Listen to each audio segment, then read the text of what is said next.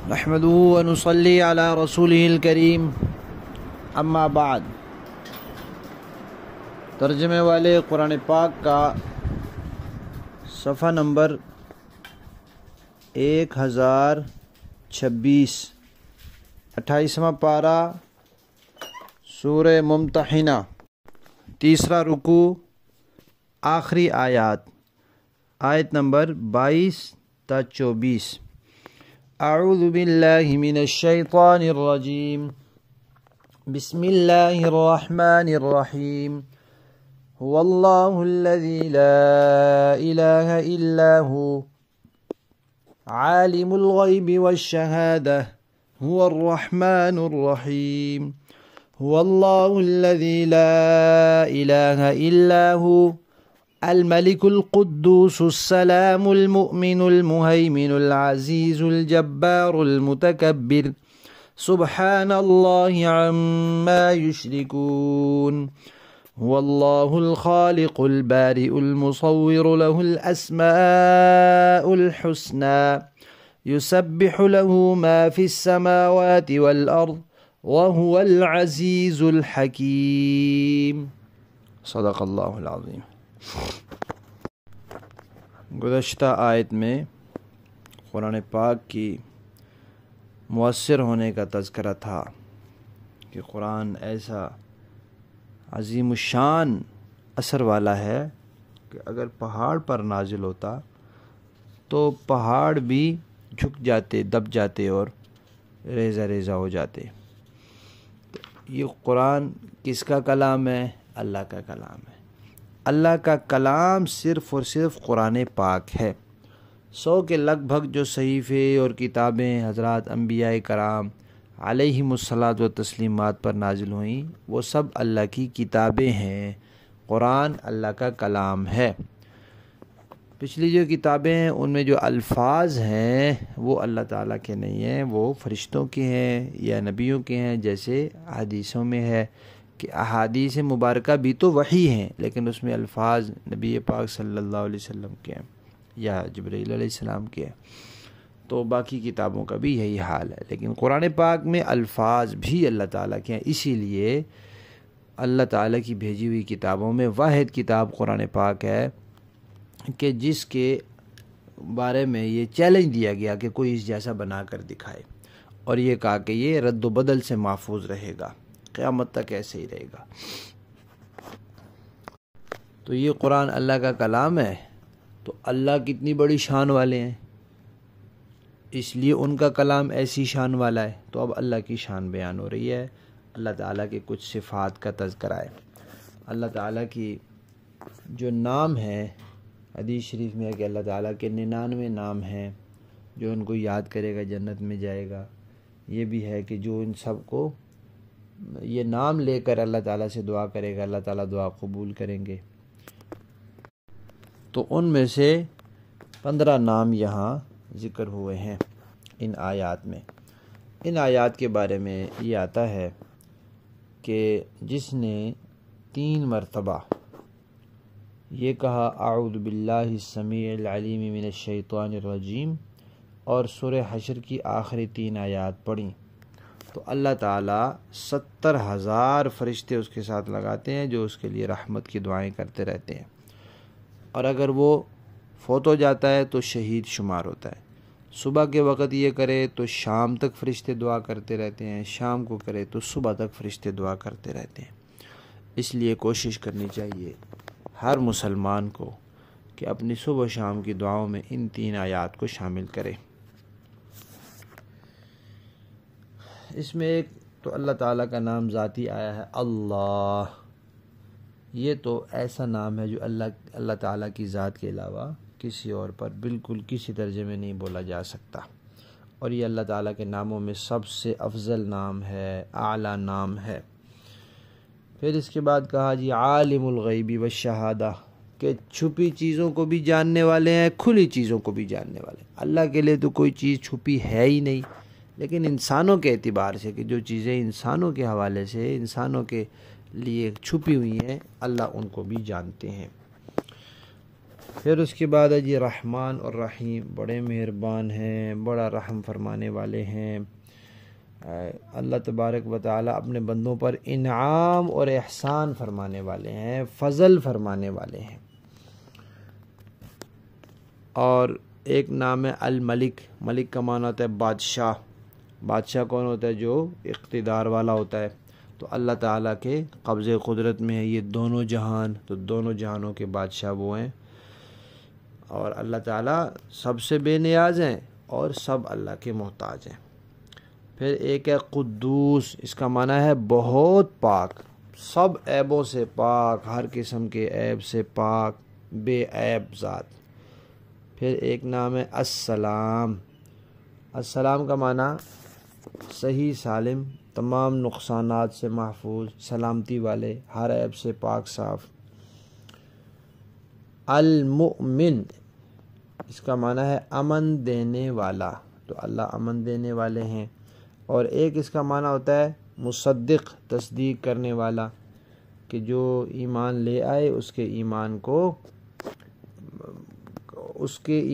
کو برابر کرنے والا، یعنی اس کو قبول کرنے والا، اس کی قدر کرنے والا، اور اس پر اس کو اچھا انعام دینے والا۔ پھر ایک نام ہے المہیمن، اس کا معنی ہے نگہبانی اور حفاظت کرنے والا۔ اور ایک نام ہے العزیز، زبردست اور غالب، طاقت والا۔ اور ایک نام ہے الجبار، اس کے بھی دو معنی ہیں، ایک معنی ہے خرابی کو دور کرنے والا، بگڑی بنانے والا، اصلاح کرنے والا، ٹوٹی ہوئی چیز کو درست کرنے والا۔ اور ایک معنی ہے اس کا بڑی طاقت والا اور دباؤ والا۔ ایک نام ہے المتکبر، بڑی عظمت و بزرگی والا اور بڑائی والا۔ ایک نام ہے الخالق، اس کا معنی پیدا کرنے والا۔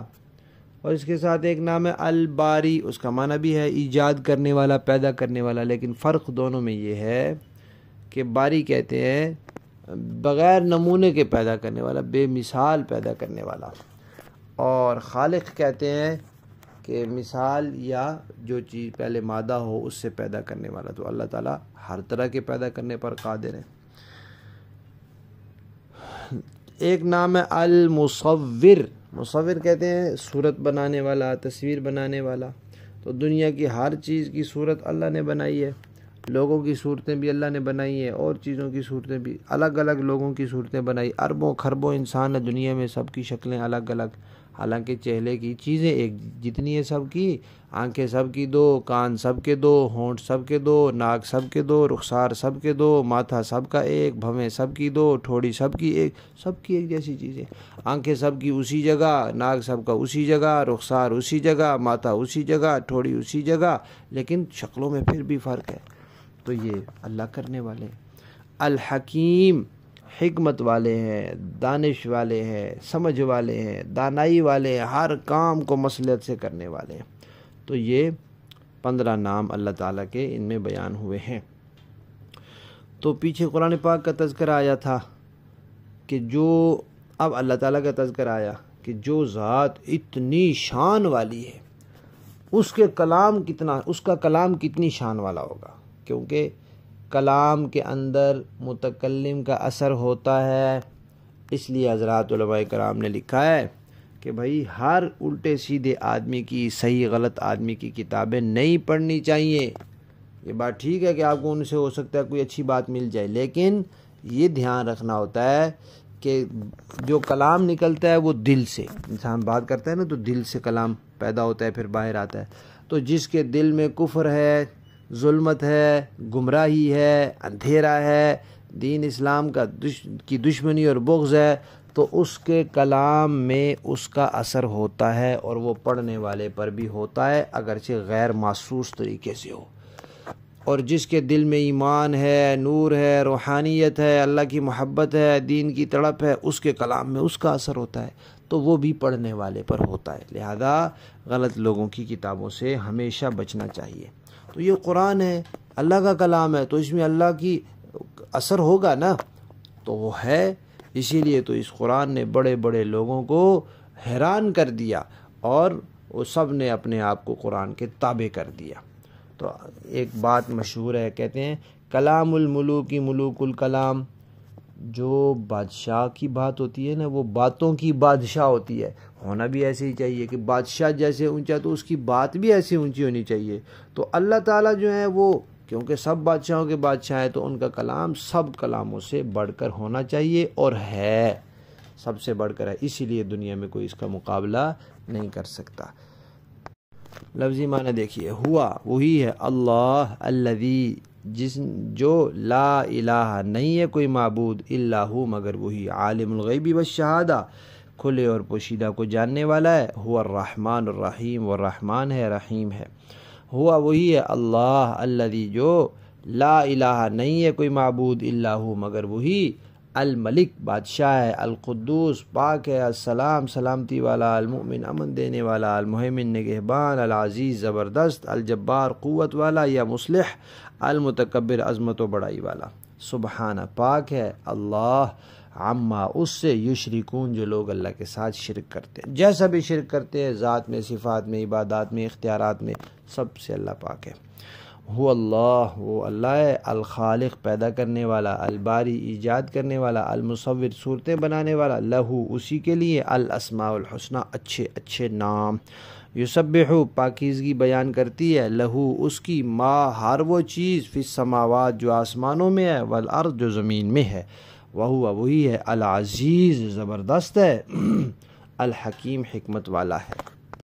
باب محاورہ دیکھیں جی، هو اللہ الذی لا الہ الا هو عالم الغیب والشہادۃ هو الرحمن الرحیم، وہ اللہ وہی ہے جس کے سوا کوئی معبود نہیں ہے، وہ چھپی اور کھلی ہر بات کو جاننے والا ہے، وہی ہے جو سب پر مہربان ہے، بہت مہربان۔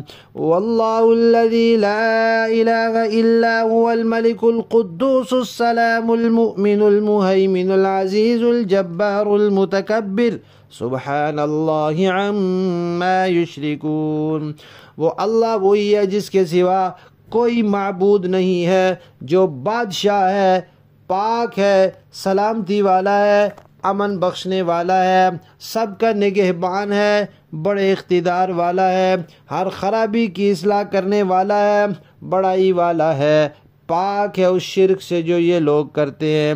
واللہ الخالق البارئ المصور له الاسماء الحسنى، وہ اللہ وہی ہے جو پیدا کرنے والا ہے، وجود میں لانے والا ہے، صورت بنانے والا ہے، اسی کے سب سے اچھے نام ہیں، یسبح له ما فی السماوات والارض وهو العزیز الحکیم، آسمان اور زمین میں جتنی چیزیں ہیں وہ اس کی تسبیح کرتی ہیں، اور وہی ہے جو زبردست ہے اور حکمت والا ہے۔ صدق اللہ العظیم۔